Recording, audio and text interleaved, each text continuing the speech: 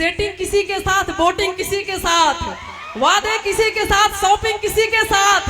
हाँ, मैं खेलती हूँ क्रिकेट की तरह मोहब्बत का खेल, बॉलिंग किसी के साथ तो बैटिंग किसी के साथ। आप ही वो लड़की हो, यही वो लड़की है भैया, यही वो लड़की है कि गोबर फेंकने के बहाना आया करती थी, गोबर फेंकने के बहाना आया करती थी, मोहब्बत के दुश्मनों ने भैंसे ही बेच डाली।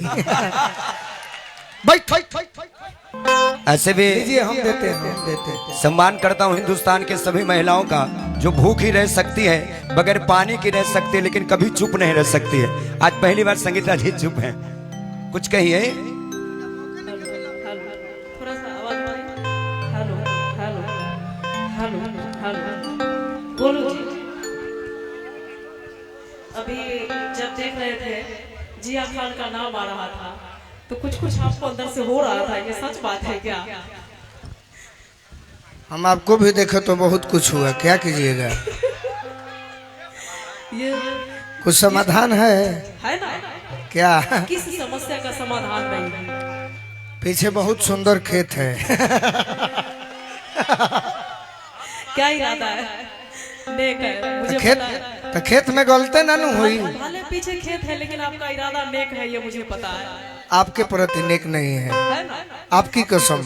देखिए भाई, मैं चाहूंगी कि इतने अच्छे कलाकार हैं, एक बार पहले इनके लिए जोरदार ताली हो जाए। भोजपुरी के बाद कितने आप लोग ताली बजवाते हैं यार, बात।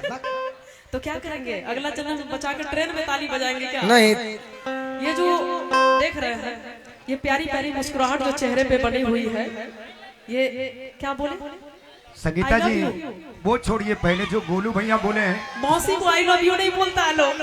तो हम लोग बूढ़ियों का आई लव यू बोल देता रहे, कौन बात नहीं खे। और देखिए स्केल डी रहेगा, डी। सही कहा गया है कि जिधर बूढ़ियों का आई लव यू, जिधर देखो इश्क के बीमार बैठे हैं, है ना? जिधर देखो इश्क के बीमार बैठे हैं, हजारों मर गए लाखों तैयार बैठे हैं। दिन रात रहते हैं ये हम हसीनाओं के चक्कर में, और कहते हैं कि मोदी सरकार के वजह से बेरोजगार बैठे हैं। उधर आपके यार बैठे हैं, इधर आपके भतार बैठे हैं। केकरो ना छोड़बो, ना केहू के ना छोड़ो। समाधान कीजिए बात। ये सब करे खातिर तो पढ़ाई छोड़ ले बनी। संगीता जी, सही कहा है। संगीता जी, समाधान कीजिए पहले जो बोले हैं, समस्या जो है उसका।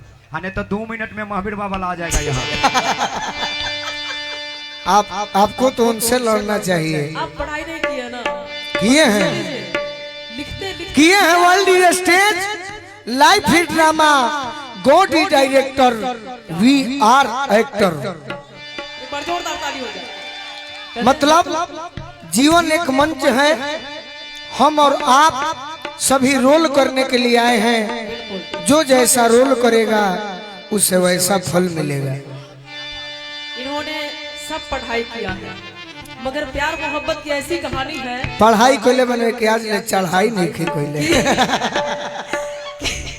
लिखते लिखते रुक जाती हूँ, वाह। कुछ सोचने में लग जाती हूँ। लिखते लिखते रुक जाती हूँ, कुछ सोचने में लग जाती हूँ। गोलू जी, जब याद तुम्हारी आती है, एक अक्षर भी ना लिख पाती हूँ। सब झूठ बात है। अरे सुना, डूब के जन पिया न तो अटक जाई, डूब के मत पिया न तो अटक जाई, सुतले सतुआ फकबू तो तारू में सट जाई। ए संगीता जी, हई गोर गार दहिया ढेर दिन ना रही, समय आई तो झूल के लटक जाई। खजाना रखे थे आप? खजाना यही खातिर तो पढ़ाई छोड़ ले बनी। सही बोले। और बोला बोला जॉन बोलबू जवाब। लगता है कि कोई पढ़ाई से छुटी हुई है, हर चीज में पास है आप। ना ना, एगो में पास नहीं खे, पास कर देबू काहे है। भाई, आपके भाई लोग जो है ना, वो आपका सपोर्ट कर देंगे, साथ दे देंगे। और जितने आपके भैया लोग हैं, उन लोग के लिए मैं 2 शब्द कहना चाहती हूँ, सुनिएगा। जितने इनके भाई हैं, का ज्योति भाभी, मैं हर इंसान को अपने नजर से तोल लेती हूँ। जरूरत हो तो शरबत में भी मिर्ची घोल लेती हूँ। वाह कुमार विश्वास बाबा। जो हमसे प्यार के इजहार में परिचय बढ़ाते हैं, उन्हें पहचान कर पहले ही भैया बोल देती हूँ। सुनिए सुनिए सुनिए, मगर इनका कहना है कि बेसुरासुर हो गवैया हो नहीं सकता। जवाब हम दे मैं अब दब रहा हूँ, इधर आइए। बेसुरासुर हो गवैया हो नहीं सकता, डरे जो डूबने से वो खेवैया हो नहीं सकता। इनका कहना है कि ऐ संगीता मैं सब जानता हूँ, इतना है। सुनिए सुनिए इतना है कि जे करा के हम रुपया जननी हो, जे करा के रुपया जननी हो, उपाय निकलल बा। जे करा के भाई जननी हो, उ कसाई निकलल बा। जे करा के कुंवर जन के प्यार कोई हम, उ 7-8 लइका के माई निकलल बा।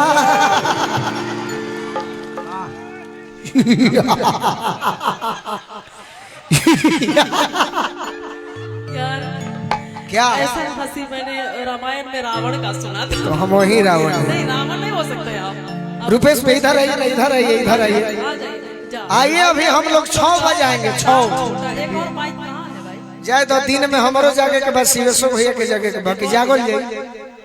हमारा ड्यूटी क्या है? आपका जो आप जो नंबर लगाए ना वो गलत नंबर है, गलत वो फंसने जगह वाले लगाए। नहीं है ना, और फंसना भी नहीं है। जानते इन लोग का क्या काम है? अरे हम पुष्पा 2 हैं, झुकेंगे ही नहीं। जानते हैं गोलू भैया कि ये लड़कियां अजब खेल दिखाती हैं, ये लड़कियां अजब खेल दिखाती हैं, कभी हंसाती हैं तो कभी रुलाती हैं। प्यार के चक्कर में हम लड़कों से ना जाने क्या क्या करवाती हैं, बैलेंस डलवाती हैं ससुरी हमसे, रात रात भर शिवेश जी से बतियाती है। क्या जवाब है आपके पास? देखिए बैलेंस कौन डलवाता है, कौन मोबाइल खरीदता है, सुनिएगा। ये दरिया भी नहीं लेकिन समंदर चाहिए इनको।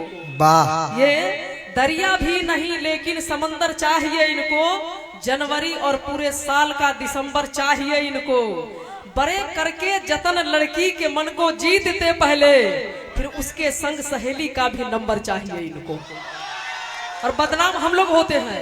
अगर जनवरी दे दो तो ये दिसंबर मांग लेते हैं, धरती दे दो तो अंबर मांग लेते हैं, अगर थोड़ा सा हंस के बात कर लो तो ये लड़के लोग मोबाइल नंबर भी मांग लेते हैं। आप दब रहे हैं अब। नहीं दब रहे हैं। ना, ऐसा हो ही नहीं सकता।